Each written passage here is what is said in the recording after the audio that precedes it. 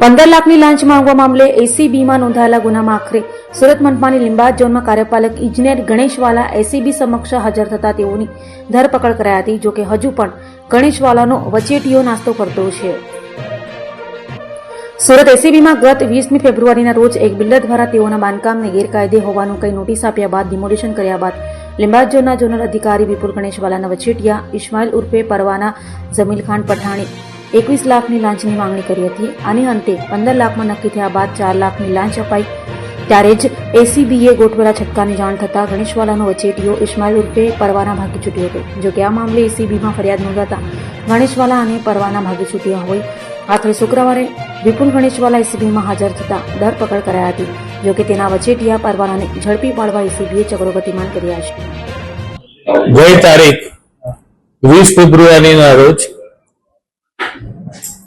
એસીબીમાં કાર્યપાલક ઇજનેર વિપુલ ગણેશવાલા તથા એક પ્રજાજન ઇસ્લામ ઉર્ફ પરવાના વિરુદ્ધમાં ગુનો રજીસ્ટર થયેલો અને આ તપાસ ચાલી રહી હતી. આ દરમિયાન ગતરોજ લીંબાયત ઝોનમાં ફરજ બજાવતા કાર્યપાલક ઇજનેર વિપુલ ગણેશવાલા એ એસીબી સમક્ષ હાજર થયા છે અને તેઓની અટકાયત કરી આગળ તપાસ હાથ ધરેલી છે.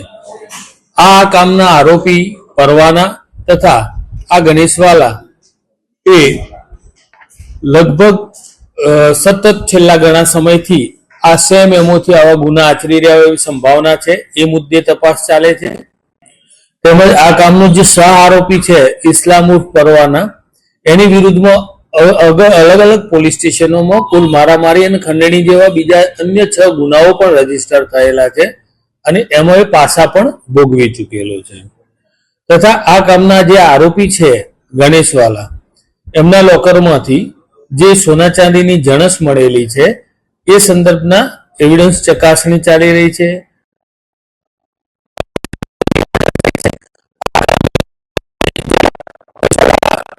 જે ઇન્સ્ટ્રુમેન્ટ મોબાઈલ આ યુઝ કરતા હતા એની રિકવરી ને આ બધી તપાસ પણ બાકીમાં છે અને આ તમામ મુદ્દાઓની તપાસની છણાવટના અંતે જે કોઈ પણ પરિણામો મળશે અમે આપને જણાવીશું.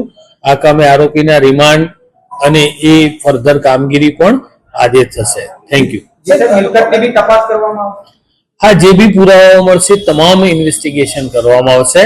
અને આ કામના જે આરોપી ગણેશવાલા છે એમની સેલરી 1,60,000 રૂપિયાની છે અત્યારે અને કાર્યપાલક ઇજનેર તરીકે 2021માં પ્રમોશન મેળવી અને પ્રથમ કતારગામ ઝોન અને હાલમાં છેલ્લા 3 વર્ષથી લીંબાયત ઝોનમાં ફરજ બજાવે છે. હા, એ જે બી પુરાવાઓ મળશે એમને જ્યારે જે એવિડન્સ મળશે એ મુજબ આગળની અમે તમામ તપાસ કરી.